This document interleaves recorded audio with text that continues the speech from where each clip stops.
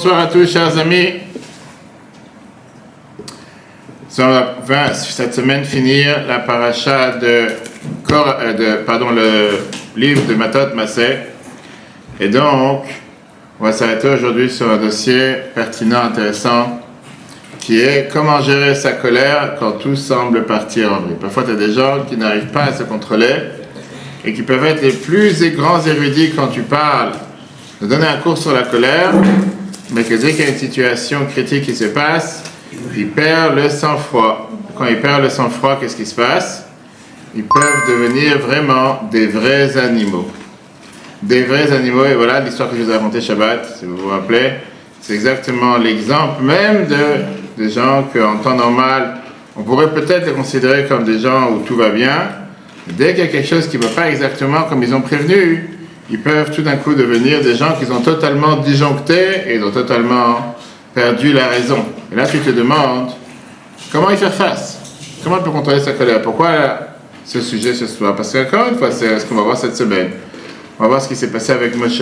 On va voir ce qui s'est passé avec le peuple juif. Alors, c'est vrai qu'on va dire ils l'ont poussé à bout. C'est vrai qu'à chaque fois, il y a quelque chose d'autre. À chaque fois, il y a une autre plainte. À chaque fois, il y a quelque chose qui ne va pas. Et tu te dis parfois, il y a un moment où tu dois dire stop. Tu ne peux plus contrôler ta colère. Est-ce que d'abord c'est contrôlable? Est-ce qu'il y a des situations incontrôlables? Est-ce qu'on a le droit de se mettre en colère? Et comment faire face à des situations qui parfois font que tu peux totalement dégénérer, totalement disjoncter? Pour ça, plusieurs histoires. D'abord, une histoire réelle qui s'est passée il y a exactement 4 ans. Une des histoires les plus terribles en Israël qui s'est passée, il y avait un juif, un monsieur et madame Ophir et Dikla Chasdaï, qui étaient parents de 3 filles, dont 2 avaient des grands problèmes de santé. Graves problèmes de santé qu'il fallait absolument se dédier à être, je dis totalement dédié à leur santé H24, 7 jours sur 7. Une avait une paralysie cérébrale et l'autre, elle avait une dystrophie musculaire, oui. En fin 2019, c'est exactement comme maintenant, ils sont entrés dans un parking à Azrael et à Ramallah et cherchaient une place de parking. Au fil, il a vu une femme qui est debout et qui est en train de guider son mari pour entrer dans la place de parking. Le mari, il n'a pas fait attention, il n'a pas pris une seule place, il a décidé de prendre 2 places. Ce monsieur Ophir, qui est avec ses 2 filles malades, etc., il sort de la voiture, il dit « Pourquoi tu prends 2 places ?» La femme s'est énervée et elle a poussé avec le sac qu'elle avait dans sa main. Lui, il a poussé de l'autre côté et elle est tombée par terre. Maintenant, le mari de cette femme, qui n'était pas déjà jeune, il voit sa femme par terre et il voit un grand monsieur sur elle. Il va savoir ce qui va lui arriver. Il a sorti son revolver et il l'a tué. Celui qui a des armes, c'est très courant malheureusement. Tu parles de 2 familles totalement normales, 2 couples qui sont totalement dédiés les uns aux autres, 2 familles qui ont perdu toute leur vie éternellement. Un, il est parti au monde futur et l'autre, il est mort sur terre. Je parle du premier, malheureusement, il a quitté ce monde et l'autre, il n'a plus eu de vie. Tout ça pourquoi? Parce que malheureusement, il n'y a pas de frein face à la colère. Quand le fusible a disjoncté, tu peux devenir les personnes les plus dangereuses sur terre. Chacun en fonction de l'arme qu'il a dans la main, parfois quelqu'un c'est avec la parole et l'autre c'est avec un revolver. Dans la réalité, elle est que la colère, c'est un sentiment qui est très dominant. Parce qu'il est assis sur le besoin de se protéger. La colère, c'est, on va dire, c'est une réaction très prématurée qui est à l'intérieur de nous. Celui qui crie, il va essayer de se battre sur sa vie. Et pas laisser qu'on le rabaisse ou qu'on lui fasse du mal.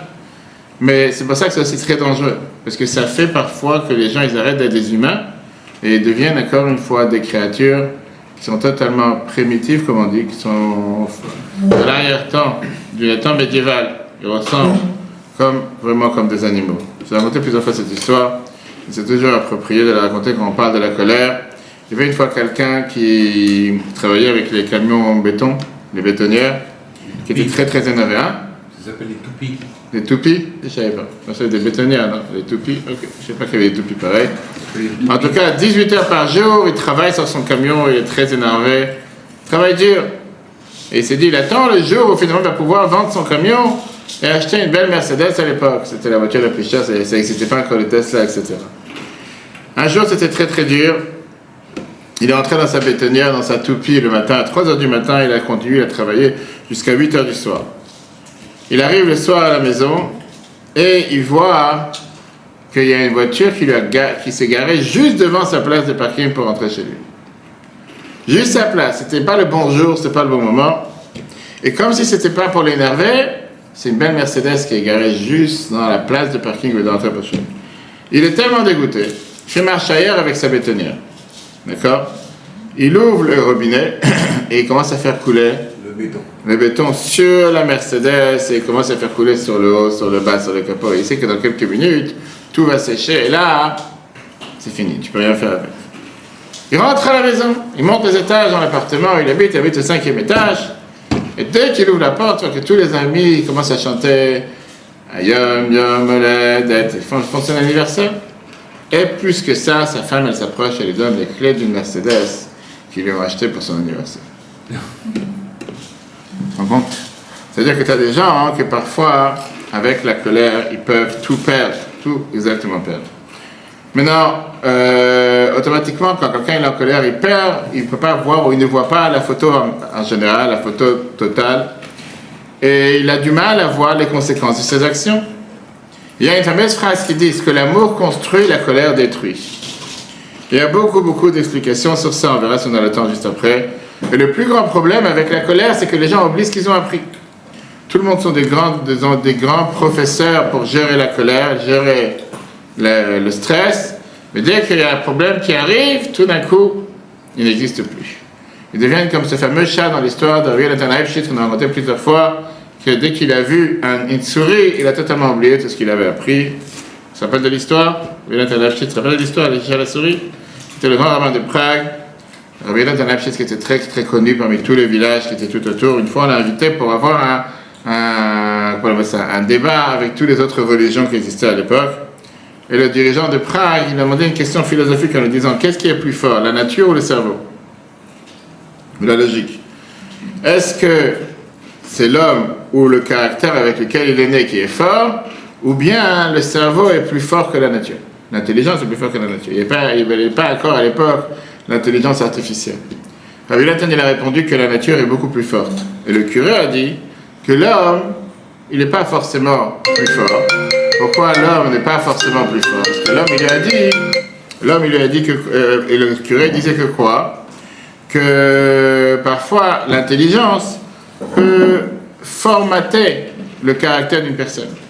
Et si tu apprends à quelqu'un comment faire, quoi faire, il peut se reformater, peut devenir une nouvelle personne. Il a dit: vous savez quoi? Du gouverneur de la ville, je vous donne un mois pour prouver qu'il a raison.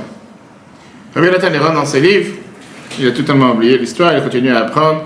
Mais voilà que dans un mois, la sonnette sonne, il y a toute une charrette de la part du gouverneur qui l'attend et qui lui a dit: mais non, on va t'amener au palais. Il fait: j'ai complètement oublié. Il a dit: nous, le même bon Dieu qui nous a fait sortir d'Égypte, qui nous a protégés à l'époque, il va nous protéger aussi aujourd'hui. Sur la table, il y avait une petite boîte de tabac. Rabbi Natan, il a fermé la boîte de tabac rapidement, il l'a mis dans sa poche. Il n'a pas fait attention que dans la boîte de tabac, il y avait une petite souris. À savoir, c'est aujourd'hui que chez toi à la maison, tu as une souris sur une boîte de tabac, mais à l'époque, ça existait, c'était courant. L'élite intellectuelle de Prague s'est rassemblée dans la cour du gouverneur, et le curé commence à siffler pour commencer la cérémonie. La porte s'ouvre et tu as un chat qui rentre en marchant sur 2 pieds. Sur les 2 pieds arrière, et il avait un papillon sur le cou, avec un plateau. Il dit: je suis venu servir au mariage du Paloma. Il est venu le serveur. Et il commence à servir, et il avait un plateau avec une bouteille de vin et des verres. Tout le monde dit: regarde-moi ça, regarde comment le cerveau, l'intelligence, quand tu éduques quelqu'un, tu éduques un animal, peut devenir un être humain. Et la preuve, c'est qu'il peut totalement changer. Il peut devenir maintenant un serveur, en plus il coûte pas cher. Et comme ça, il s'approche et il donne un verre au gouverneur, il donne un verre au curé, il donne un verre au rabbin. Et bien, il a à son tour de prouver que non, oui ou non, donc il a ouvert la petite boîte qu'il avait dans la poche. Et quand il a ouvert, il n'a pas fait attention, il ne savait pas qu'il y avait une souris à l'intérieur. Il a ouvert la boîte qu'il avait dans la poche, c'était du tabac à l'intérieur, il l'a mis sur la table. Quand il a ouvert la boîte, la souris, elle a sauté. Et là, notre cher ami, le chat, il a vu la souris qui a sauté. Il a complètement oublié tout ce qu'il a appris. L'intelligence artificielle n'a pas marché. Il a envoyé balader le plateau avec les verres. Et il a couru derrière son pire ennemi. Rabbi Yonatan Lefshitz n'avait pas rajouté un seul mot pour prouver comment la force de la nature est beaucoup plus forte. D'accord. Alors, comment contrôler la colère qui explose? Alors, bien sûr, tu as deux éléments. Tu as le premier élément, c'est le paracétamol et l'antibiotique. Ça tombe bien pour notre ami qui est sous antibiotique ce soir. Le paracétamol, c'est pour calmer la colère. L'antibiotique, c'est pour essayer d'aller sur le long terme. C'est ce qu'on va voir ce soir. Quand une colère explose, rien ne va aider pour pouvoir, tout ce que tu as appris dans les livres et dans les notions chassidiques, ça peut aider. Parce que la colère, elle est trop forte. Et on est obligé d'avoir un calmant rapide qui va descendre la colère rapidement. Une fois que tu t'es calmé, maintenant tu as besoin d'avoir ce qu'on appelle pas un tranquilliseur, tu as besoin d'avoir un calmant sur le long terme qui va faire en sorte que tu ne vas pas exploser encore une fois. On va voir ce que les Chachamim nous disent. 3 fois, Moshe Rabbeinu s'est énervé et à 3 reprises la colère, elle a fait oublier sa sagesse. On parle de celui qui a donné la Torah au peuple juif, celui que la Torah a dit que jusqu'à la fin de sa vie, son œil n'a pas séché, s'est pas affaibli. Il a perdu sa sagesse face à la colère, il a peut-être presque ordonné quelque chose de faux, presque il a fait tomber le peuple juif.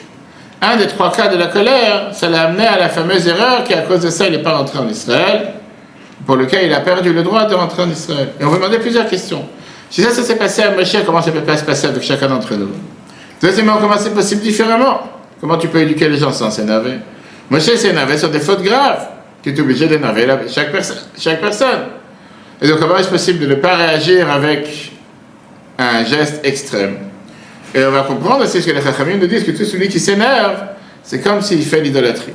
Quel rapport entre la colère et l'idolâtrie? Là, on est maintenant à la fin des jours du peuple juif dans le désert, et finalement, il nous reste maintenant un rôle de se venger la vengeance des Midianites. Pourquoi? Pour apprendre une leçon que tout celui qui va se marier, que tout celui pour donner une leçon aux Midianites qui nous ont fait trébucher, nous ont fait tomber avec leurs filles. On se rappelle l'histoire à la fin de Balak, comme après que Bilam il a essayé de maudire le peuple juif qui n'a pas marché, ils ont envoyé leurs filles pour aller faire fauter le peuple juif avec la prostitution, relation interdite. À cause de ça, il y a eu cette épidémie dans le peuple juif qui a fait tomber des milliers de personnes. Maintenant, Dieu lui a demandé de se venger de ces gens-là. Le mot vengeance, c'est un mot qui est très très étrange. La Torah ne nous a jamais demandé de se venger de qui que ce soit, ni des Égyptiens et ni des autres peuples.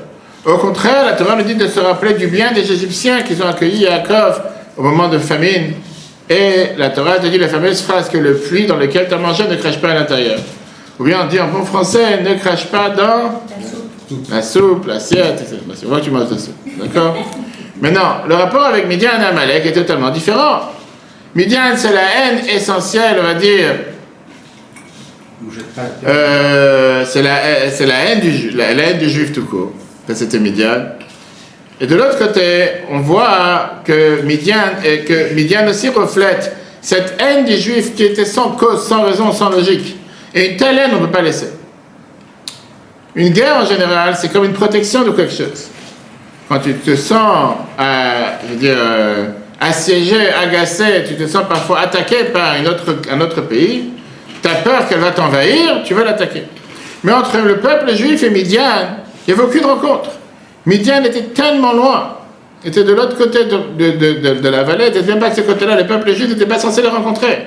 Comme Rashi te dit, dans le chapitre 31, verset 2, « Comme dikmat Hashem et Midianim » Pourquoi Dieu te demande de te venger des Midianim et pas des Moavites? Les Moavites, ils ont voulu se protéger parce qu'ils avaient une crainte.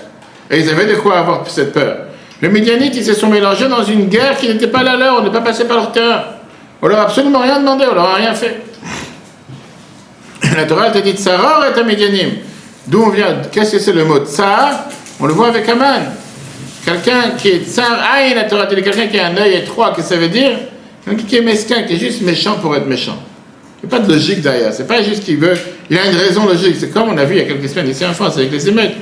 Quand tu vois des gens qui cassent tout pour casser tout, ni qui leur appartient, ni des commerces qu'ils ont construits, ni des commerces qu'ils ont payés, pour le but de casser. Juste la méchanceté pure et dure. Bien sûr que dans la presse, on attend tous ces gens qui veulent les excuser en disant c'est des malheureux, ils avaient faim le soir, donc ils sont partis manger des Nike et des Adidas et des Apple et des iPhones, et que ça leur a donné à manger pour 3 jours. Concrètement. C'est juste être méchant pour être méchant. Les Midianites, ils ont senti que le peuple juif il prend trop de place et qu'il marche sur eux, comme si, qu'est-ce que ça veut dire de ça? C'est trop étroit, il n'y a pas de place pour tout le monde, pour eux ou pour le peuple juif. Et donc, ils ont senti que eux, comme ils étaient tellement grands, ils savaient évaluer la valeur de ce peuple qui est sorti d'Égypte. Ils savaient très bien que les grands non-juifs qui étaient dans la Torah, ce sont tous des Midianites. Yitro, le beau-père de Moshe. Bilam, grand prophète, ils connaissaient qu'est-ce qu'était la valeur du peuple juif. Et ils se sont sentis qu'il y a quelqu'un qui marche sur moi. Jusqu'à ce qu'ils se sont réveillés du deuxième côté de celui du désert pour venir et faire mal au peuple juif. Et ça, c'était la même chose que Aman, il a voulu. Aman, il était le plus haut personnage de l'époque dans le gouvernement. Mais ça le dérangeait, c'était plus que le déranger. C'était une démangeaison, c'était une allergie. Pardon, quand est-ce qu'il avait cette allergie? Quand il voyait ce juif qui marche et qui ne se positionne pas. Il a tout pour lui. Toute la richesse, tout le royaume, 127 pays qui font ce qu'il veut, qui sont sous ses ordres. La seule chose qui le dérange, c'est que Mordechai, il passe, il ne se prosterne pas devant lui. Viens, la Torah te dit, venge-toi de Midianim. Parce qu'une telle haine, c'est la plus dangereuse. C'est une haine qui est essentielle, c'est une haine, je dirais, qui met en péril l'existence même du peuple juif. Et il faut la combattre. Moshe, il a voulu mettre cet ordre en application, mais il n'est pas sorti lui-même, parce que Moshe voulait remercier les Midianites, parce qu'ils lui ont donné sa femme, la fille de Yitro, prêtre de Midian. Pinchas a dû faire ce rôle. D'abord, Pinchas, il est parti, il a tué, on a vu Zimri et Cosbi, les Midianites. Il est sorti après avec cette armée de 12 000 hommes, 1000 de chaque tribu, et il a fait la guerre. Ils ont tapé les hommes forts, le roi de Midian, Bilam ben Bor, etc. Mais après, ils sont revenus avec les femmes, cette armée, comme des prisonnières. Ramban Nachmanide dit que Pinchas, il pensait que c'est une guerre comme toutes les guerres dans lesquelles les femmes ne sont pas mêlées à la guerre. Moshe était étonné, Moshe s'est énervé. C'est ses propres filles de Midian qui sont venues, qui ont fait fauter le peuple juif. Et maintenant, tu les ramènes dans le camp du peuple juif. La source même de l'épidémie, c'est comme si tu ramènes le virus à l'intérieur qu'on vient de chasser. Et Moshe s'est énervé, on voit dans la première phrase que vous avez dans la feuille, chapitre 31, verset 14. Moshe s'est énervé sur tout le monde. Achiyitem comme les kevash, vous avez laissé vivre toutes les femmes. C'est eux qui ont fait fauter le peuple juif. La colère de Moshe a pris, comment on appelle ça, un poids lourd sur le peuple juif. La Torah nous raconte avec une histoire bizarre qui est tellement incompréhensible. La Torah a dit que Moshe il a enseigné comment cachériser les ustensiles qu'ils ont pris de la guerre. Et tout d'un coup, Elazar, il vient et commence à montrer au peuple juif, se mélanger des différents détails. Et tout le monde s'est dit, mais de quoi tu te mélanges dans le cours de Moshe? C'est Moshe qui donne le cours, c'est pas Elazar. Et Rashi, il te donne l'explication que puisque Moshe, il est venu à la colère, automatiquement, il est arrivé à l'erreur. Et il a oublié comment cachériser certaines choses, etc. Moshe, il a demandé aux combattants de cachériser eux-mêmes et de cachériser aussi tout ce qu'il y avait dans cette guerre, dans l'eau de la vache rousse, à cause de dans les feuilles au bout, à cause de l'impureté des morts dans lesquels ils étaient en contact. Mais il a oublié de leur dire aussi qu'il fallait cachériser tout le butin dans le feu, ainsi que dans l'eau. C'est très bien que quelque chose qui est devenu non cachère, avec le fait d'être cachérisé par le feu, quelque chose qui est devenu non cachère avec l'eau, il doit être cachérisé dans l'eau, parce qu'ils avaient avalé des aliments non cachers. Et Elazar, il s'est mélangé, il a commencé à le reprendre. Et Rashi te dit, c'est la 3e fois que Moshe s'énerve. Moshe s'énerve et ça a fait en sorte qu'il s'est trompé. La première des fois, c'était le Rosh Chodesh Nissan, le jour de l'inauguration du temple. Nadav et Avihu, ils sont morts de manière tragique. Aaron et ses enfants, ils étaient en deuil. Donc, ils n'ont pas mangé le sacrifice qui était amené pour Rosh Chodesh. Moshe s'est énervé en disant que Dieu lui a demandé de continuer la journée comme si tout était normal et de ne pas annuler la joie à cause du deuil. Aaron, il a répondu que l'ordre que Dieu lui avait donné, c'était seulement pour les sacrifices de fête. Ils ont été amenés pour l'inauguration du temple, mais pas pour les sacrifices normaux comme Rosh Chodesh qu'il faut annuler. Moshe l'a écouté, il a dit, ah, t'as raison, j'ai oublié ce détail. Le deuxième cas, c'était quand Myriam est morte, et le peuple il s'est plaint que maintenant on n'a plus de pluie.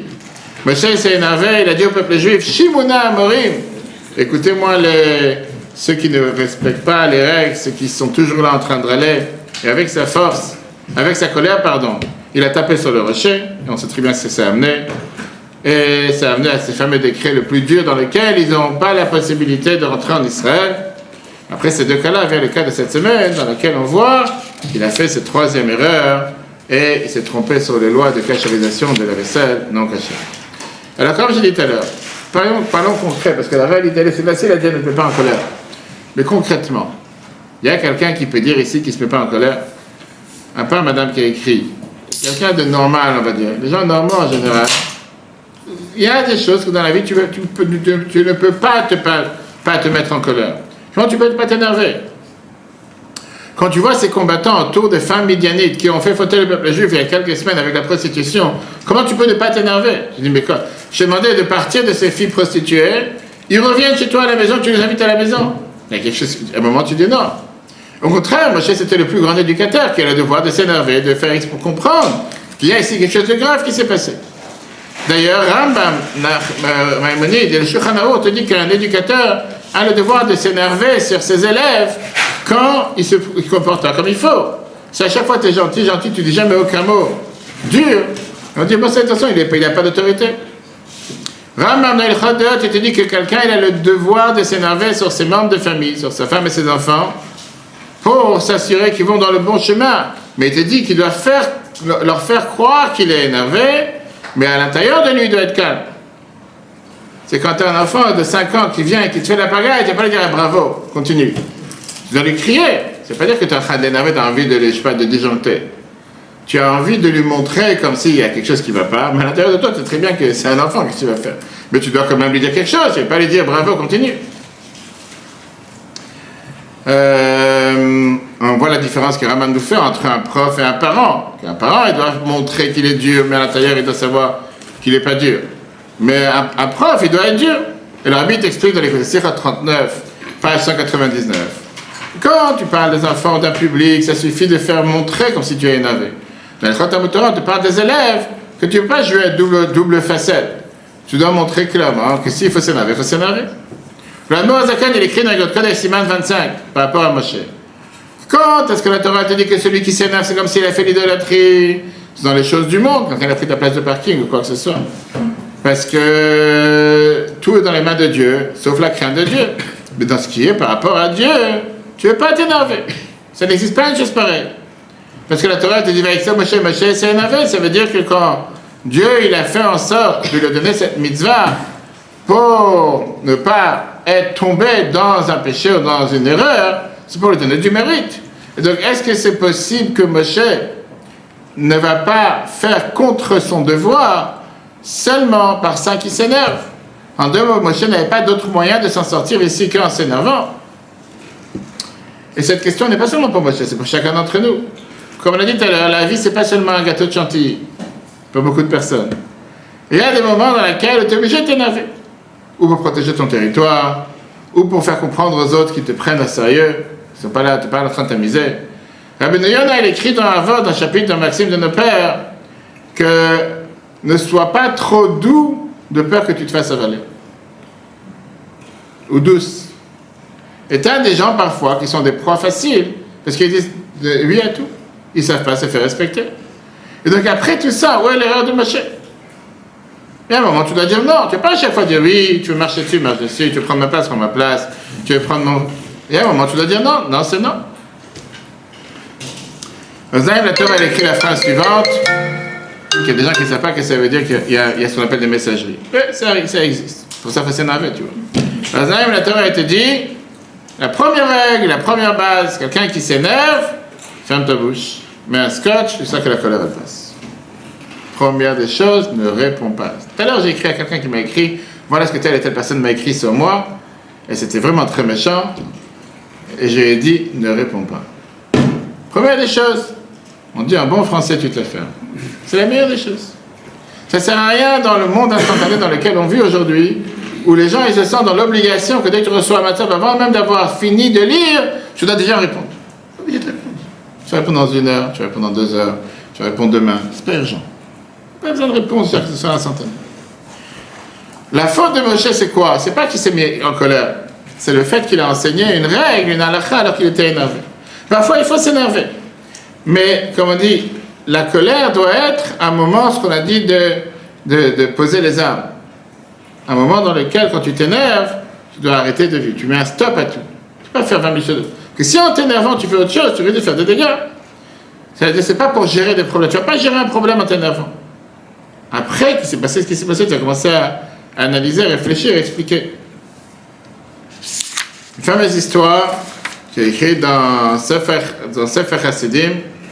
J'ai raconté ça plusieurs fois aussi, mais non, on sait très bien ici, tu peux répéter 50 fois la même chose le même jour, et les gens vont oublier quelques minutes après. Il y avait une fois un enfant qui respectait très beaucoup son père, et son père il lui a dit, écoute, tu me respectes de mon vivant, je te demande de me respecter une fois que je pars de ce monde.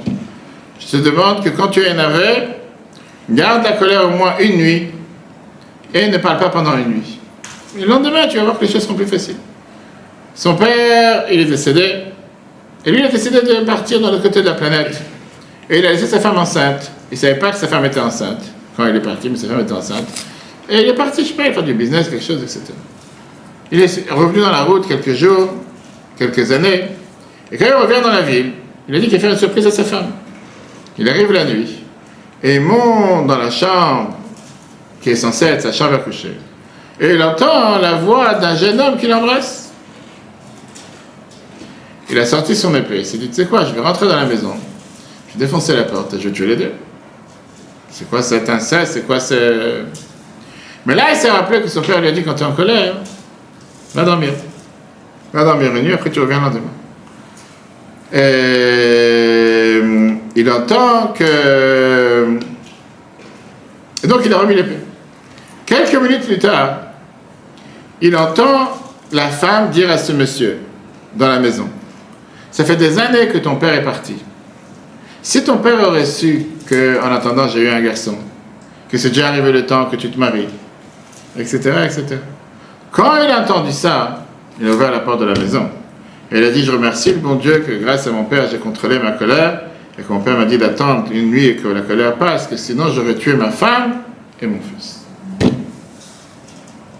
Pas comme toi. Non, ça c'est pas ça. Maintenant qu'on a compris la faute de Moshe, si on peut dire, la question qui se pose, c'est comment on fait une chose pareille? Comment tu contrôles, comment gérer sa colère quand tout semble partir en vrille? Le texte d'aujourd'hui. Quand tout déjà. Si Moshe Rabbeinu s'est mis en colère, nous on peut être plus fort que Moshe. Vous voyez plusieurs fois dans les cours. On n'a pas les épreuves de Moshe. On a d'autres épreuves. Oui, voilà, mais c'est pas à la hauteur.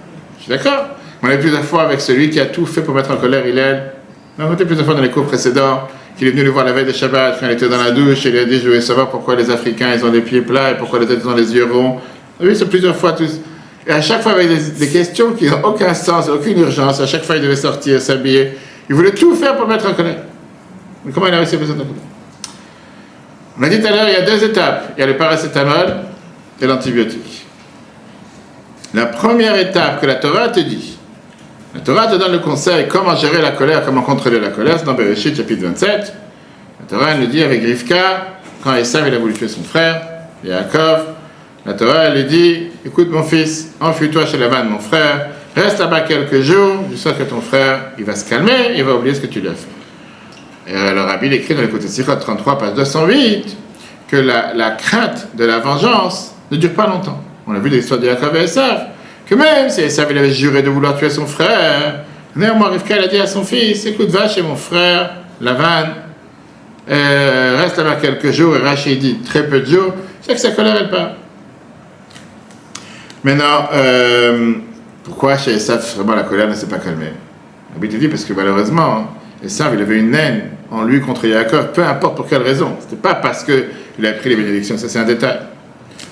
Donc la colère c'est quelque chose qui s'estompe, qui passe. C'est comme un grand feu, qu'au départ ça brûle très fort, et après ça commence à descendre. Tout le temps que tu ne rajoutes pas de l'huile sur le feu, tout le temps que tu ne rajoutes pas de l'essence, ou tu ne rajoutes pas de l'alcool, ou tu ne rajoutes pas du bois, etc. Et donc la meilleure manière de faire face à la colère, c'est de ne pas répondre. Compte jusqu'à 1000, et éloigne-toi de la chose qui t'a énervé. On a vu plusieurs fois comment à la fois la parole, ça peut envenimer la colère, et donc la meilleure réponse, c'est de fermer les dents et de ne pas parler. On dit que l'Admor Azaka, le Tzemar Tzadek, troisième rabbi de Chabad, il avait chez lui à la maison un manteau de colère. C'est un manteau qu'il était dans une armoire. À chaque fois qu'il sentait qu'il allait se mettre en colère, il s'arrêtait parce qu'il fallait qu'il aille chercher le manteau dans l'armoire en haut, et en attendant, le temps est passé, et il se calme. Dans la Grande Kodesh du Rabbi, volume 14, la lettre 5239, le Rabbi dit comme ça, par rapport à la colère et l'orgueil, la meilleure étape de réparer, c'est pas par pas. Et d'abord, ne pas exprimer la colère ou l'arrogance avec la parole. Donc, grâce à ça, elle va se diminuer. On a vu tout à l'heure ce qui est écrit dans Sefer Sidim d'être en d'une nuit.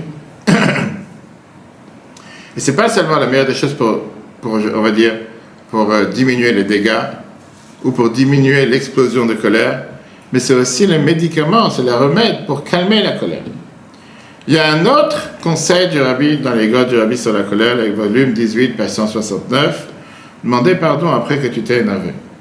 Le fait que tu t'es dégénéré, tu as disjoncté pendant que tu étais en colère, et de savoir qu'après ça, tu vas devoir demander pardon, tu peux faire attention.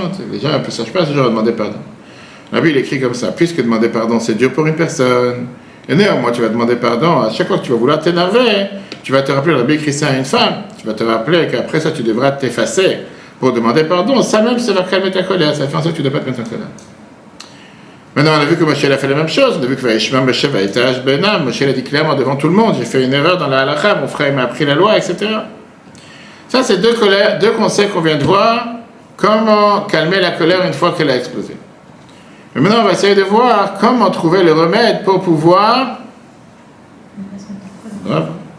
Vas-y, dis-moi le conseil. Dis-moi le conseil. Surtout qu'on est dans cette période des 3 semaines, avec la destruction du temple. C'est rappeler que c'est Dieu qui gère tout et prendre du recul par rapport à ça. En se rappelant que c'est Dieu qui gère. Mais je ne pouvais pas faire ça. Si. Et toi, tu t'es jamais mis en colère. Si. Encore aujourd'hui au magasin. Non. Hier. Mais si on se rappelle de ça, que c'est Dieu qui gère tout, et que c'est des épreuves qui font qu'on peut travailler sur soi grâce à ça, ça permet de... Qu'est-ce que tu dis, Laurence? La colère. Et t'as demandé à la mauvaise personne. Ouais. Vas-y. Vas-y. Non, en fait, ça, il faut réfléchir parce que. Donc, des fois, on se met en colère sans savoir en fait réellement pourquoi. Ce qui se passe en face. Moi, je pense que moi, je suis en colère par rapport à quelqu'un et après, j'ai regretté. Voilà, parce que je ne savais pas qu'elle n'était pas bien, mais une fois que j'ai posé des questions, je me suis rendu compte que... C'est-à-dire à ta fille de préparer à manger ce soir à ton fils. Ouais. Tu rentres à la maison et tu as laissé la table sale, dégoûtante, toute la cuisine renversée. Tu dis bravo, tu dis je ferme ma bouche, je dis rien. Ah non. Non, je ne dis pas bravo, non. Je ne vais pas forcément me mettre en colère, je vais beaucoup lui parler pour lui expliquer. S'il n'a pas compris, après tu l'as parlé une fois, 2 fois, 3 fois. Je parle. Ok, alors parlons des gens normaux. Alors, qu'est-ce que tu dis toi? J'ai dit comment gérer la colère depuis le départ. Pas une fois que la colère existe, avant que la colère existe. Moi, je pense. Bah oui, toi. Moi, à la maison, en fait, il suffit. Mon regard, il change et ma voix, elle devient froide. Même si je reste calme, elles savent qu'il ne faut pas tout de suite. Du coup, j'ai pas vraiment m'énerver, mais Wow. je sens que c'est déjà... C'est efficace. Ouais, ça fait... Toi, comment tu gères la colère? Tu n'es jamais en colère, toi. Toi, je te vois pas. C'est impossible que tu sois en colère. Si. Toi, tu t'énerves contre qui? Contre ta sœur? Contre ta sœur ou contre le chat? Contre qui tu t'énerves? Contre le chien? Contre qui tu t'énerves? Jamais. Seulement la nuit, en plein milieu de dormir. Qu'est-ce que tu disais, toi? Moi, je dirais que des fois, la colère, on peut la sentir un peu avant. C'est la C'est colère. comme les chats qui ressentent qu'il va pleuvoir. Non, pas forcément. Il faut se mettre en colère. Mais quand il y a des actes qu'on voit de manière répétitive, on sent la colère qui commence à monter. Alors, les deux choses, soit on réfléchit, on s'en va. Ou sinon, bah, on pète parce qu'on éclate. Ça disjoncte. Qu'est-ce que tu dis, toi? Je pense qu'il faut d'abord poser des questions pour ça. Des fois, on se met en colère, mais en fait, on n'aurait pas dû. En fait, il y avait des bonnes raisons pourquoi il a fait ça. Comment l'éviter? Alors, on va voir ensemble, c'est Si on quoi? persiste après, je pense que c'est... La colère, on va dire, c'est quoi en vérité la colère? La colère, c'est une déformation de la pensée, qui veut dire, puisque, comme elle a dit Laurence justement, que parfois, ça peut être que l'événement n'est pas aussi grave que qu'est-ce qu'on s'imagine. Parfois, j'ai dit, d'accord? Mais la colère, c'est une manière de réagir pour se protéger, une manière de réagir, mode de survie, comme on l'a dit tout à l'heure. Mais parfois, tu te dis que tu aurais pu agir différemment sans forcément s'énerver. La vie a l'air d'être un événement qui est orchestré, organisé dans les moindres détails. Rien ne se passe si ça n'aurait pas été fixé comme ça d'en haut. Et du ciel, certainement qu'on veut notre bien. Alors oui, celui qui s'est énervé, qui nous a fait du mal, il a certainement voulu nous faire du mal. Et lui doit payer pour le mal qu'il a fait. Mais puisqu'on va dire qu'il a reçu l'autorisation de Dieu pour faire ce qu'il a fait, donc par rapport à nous, les choses sont contrôlées. Elles ne sont pas incontrôlables. C'est comme quelqu'un qui va dans le Grand 8, dans Astérix, ou je ne sais pas, à Disney ou quoi que ce soit. Il monte, il descend, il se met à l'envers. Il n'a pas peur. Pourquoi il n'a pas peur? Parce qu'il sait que ça a été fait pour. À part comme il y a la semaine dernière, il y en a qui ont été bloqués 3h30 avec la tête à l'envers dans un parc. Je ne sais pas c'est dans quel parc, j'ai vu dans les nouvelles. Ils ont entendu qu'ils sont venus. Et ça arrive régulièrement en été, non? Quand les gens ils sont pensés pendus en l'air, et ils sont contents, je ne sais pas dans quel parc, etc. Maintenant, ça c'est une question qu'on peut avoir en général par rapport parfois à des difficultés réelles que quelqu'un a. Quelle est la bonne adresse de la colère? Est-ce que celui qui nous a fait du mal, il est fautif, ou bien c'est Dieu qui a voulu que ça se passe de telle manière?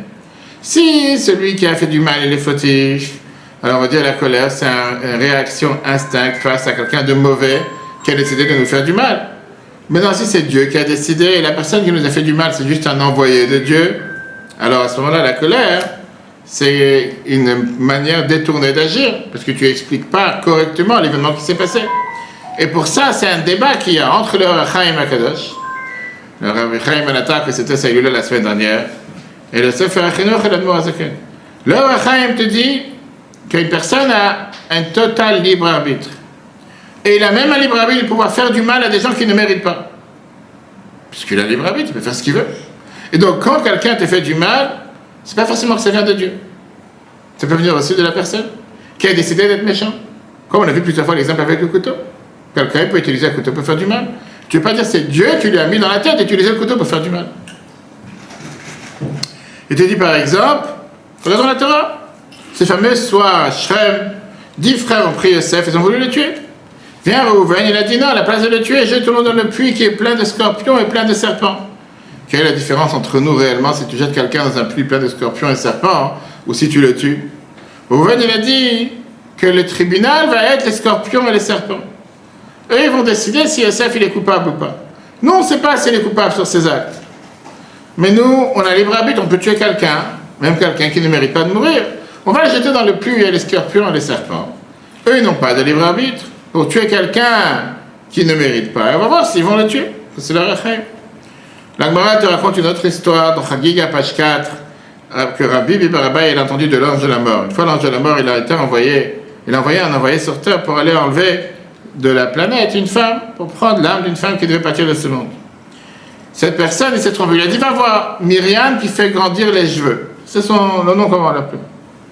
Et cet envoyé s'est trompé d'adresse, il est parti voir une autre femme qui s'appelait Myriam, celle qui fait grandir les enfants. Il a découvert son erreur, il a demandé à l'envoyé, comment tu as réussi à tuer une femme qui n'aurait pas dû être partie de ce monde aujourd'hui? Et l'envoyé, il a dit, parce que elle a sorti quelque chose du four, et elle a mis qu'on appelle ça, les fourchettes, ou la manière avec quoi, les ustensiles qu'ils utilisaient à l'époque pour pouvoir sortir quelque chose du four, sur son pied, et elle s'est brûlée. Puisque son mazal est déjà devenu tellement bas, je me suis dit, elle a déjà reçu une claque, on peut rajouter une deuxième. Ça, c'est une histoire. Mettons l'explication de côté. En 2 mots, une preuve que le Rachaim te montre que parfois tu peux faire du mal à quelqu'un même s'il ne mérite pas.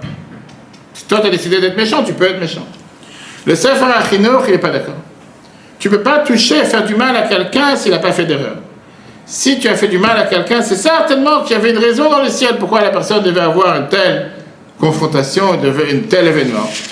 Et cette personne qui l'a fait, il a choisi avec son propre libre arbitre d'être la personne qui va faire tel et tel mal.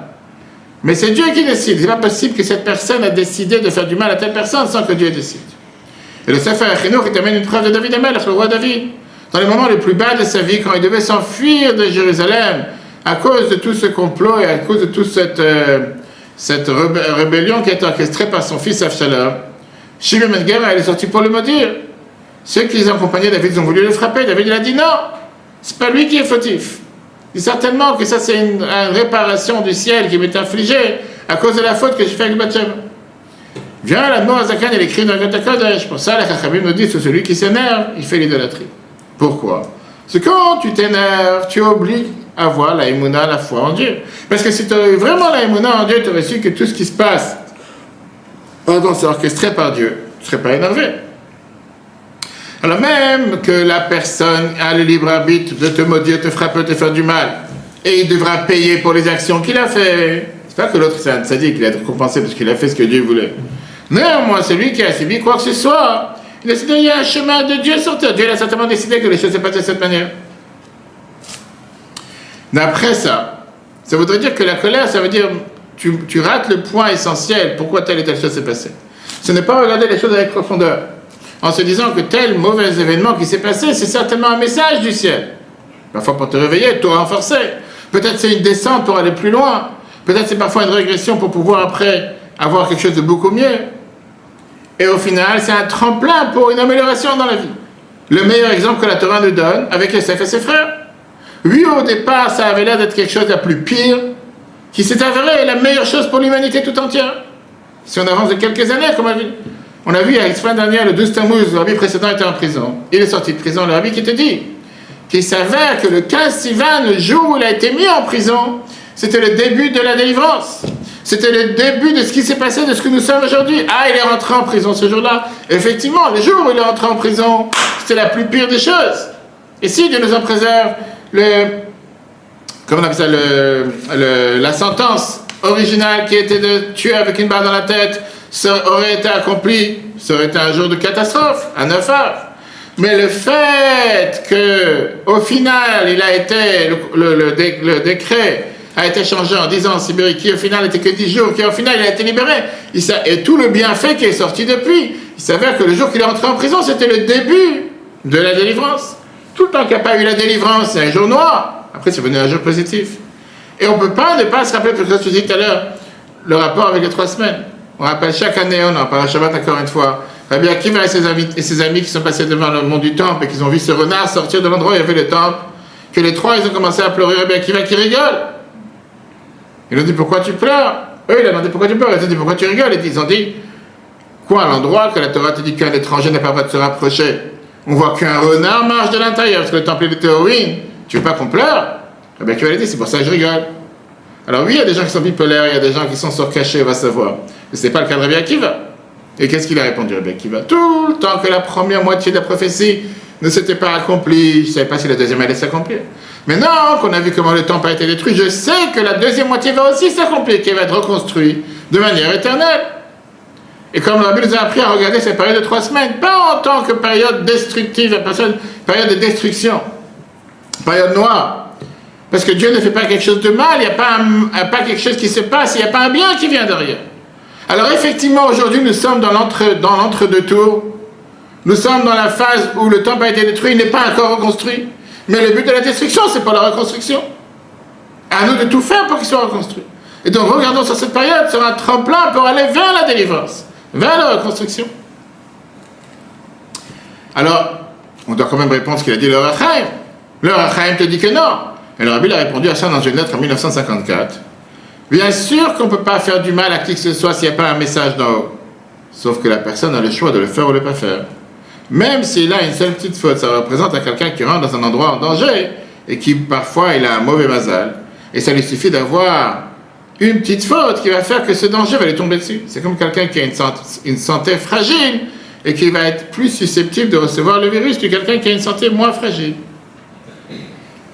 Quelqu'un qui, comme c'était l'argument de Rouven, que puisqu'il est tombé dans nos mains et nous sommes des gens qui ont ce qu'on appelle le libre arbitre, on peut le tuer même pour une petite faute.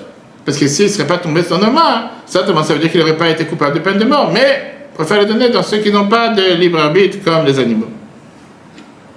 Comme j'ai dit tout à l'heure, c'est tellement important dans la période des 3 semaines qu'on dit qu'on doit réparer le fait qu'il y avait la haine gratuite avec l'amour gratuit. J'ai raconté plusieurs fois cette histoire, mais c'est encore une fois adapté à ce soir, à ce cours. Il y avait une fois un chassid très riche qui est parti voir son maître et il a dit qu'il a des pulsions de colère qui explosent. Tu sais ce que ça veut dire? De temps en temps. Pulsions de colère, et pourquoi? Parce qu'il sent que les gens ne le respectent pas, et parfois il s'énerve pour se protéger. Le Rabbi a dit, tu sais quoi, c'est rien du tout. L'autre a dit, qu'est-ce que ça veut dire, c'est rien du tout? Je sais ce que j'ai des pulsions de colère. C'est rien du tout. Mais il est sorti du bureau du Rabbi. Le Rabbi, il appelle son secrétaire, et lui dit comme ça. Shabbat prochain, ce chassid riche, il va être ici. Malgré qu'en général, on a l'habitude de l'honorer avec la plus belle montée à la Torah qui est le maftir, en général c'est pour honorer les gens importants, etc. Là, donne-lui la montée la plus simple. Une montée que même un enfant bar mitzvah, un enfant de 13 ans peut monter dessus. Le secrétaire, il était étonné, il fait quoi? Celui-là, c'est le grand sponsor de toute la maison du rabbi, de toute la cour du rabbi. Et en plus, c'est quelqu'un qui a un tel orgueil, qui a une telle audace et qui a une telle arrogance. Et il est sensible à son honneur. Si jamais tu ne vas pas lui donner exactement les honneurs qu'il attend, on va savoir ce qui va t'arriver.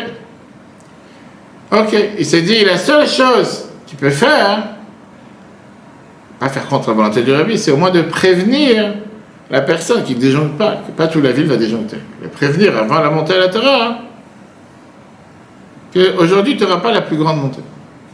Au moins, c'est pas un coup dur sur le char. Ils ont une crise cardiaque, il va savoir ce qui va se passer, tu as des gens, tu sais. Arrive le moment de lire la Torah. Et tout le monde attend de voir nous. C'est riche qui est là parmi nous, c'est Shabbat. Certainement qu'il va monter la plus belle montée. Et en plus qu'après on fait les Mishéverach, et tu as les gens qui ont leur kiff de se vanter en disant, par ça, comme dans tous les synagogues normaux, on dit aux gens à la fin qui sont montés à la Torah, par ça que tu vas faire tel don, là il va annoncer 1 million, 2 millions. Les gens ils attendent, c'est leur kiff de Shabbat, etc. Pas seulement qu'on ne lui a pas donné une montée à la Torah. Même la montée la plus simple, on ne l'a pas donnée. On l'a appelé pour fermer la Torah avec la ceinture, ce qu'on donne en général aux enfants, aux gens qui ne sont pas montés, etc. Tout le monde savait qu'il était très coléreux. Et tout le monde savait qu'on attend maintenant la bombe qui va exploser. Mais comme il était prêt depuis le départ, il est monté à fermer les sifflets et il est retourné à sa place. Après Shabbat, le rabbi lui a dit, tu vois ce que je te dis? Tu vois ce que je te dis quand tu étais dans le bureau? J'ai vu que tu as réussi à te contrôler facilement sur la colère et sur l'orgueil. Comme je te dis, c'est un défi très très simple. Alors, le riche a répondu au rabbi la phrase suivante. Il fait, c'est pas la même chose. Là, on m'a préparé au plan. Et donc, je savais depuis le départ que c'est un test que le rabbi me met. Quand je suis pas prêt, je suis pas prêt. Et quand ça t'arrive spontanément, t'es pas prêt. Le rabbi lui a répondu, toute la vie, c'est comme une pièce de théâtre que Dieu il orchestre pour savoir comment on peut pousser et avancer. Alors pourquoi s'énerver? C'est toute une manière de perspective. Comment regarder les choses. Et donc ça ne vaut pas la peine de se prendre la tête. Ça c'est la conclusion en amour. Donc quand tu demandes comment gérer sa colère quand tous sont partis en vrille, perds pas tes nerfs sur quelque chose qu'il ne faut pas. Chers amis, le cours en replay sur retorah.fr ainsi que le cours qu'on a eu cet après-midi sur les lois de Tfilin. Très bonne journée à tous et si Dieu veut, à la semaine prochaine.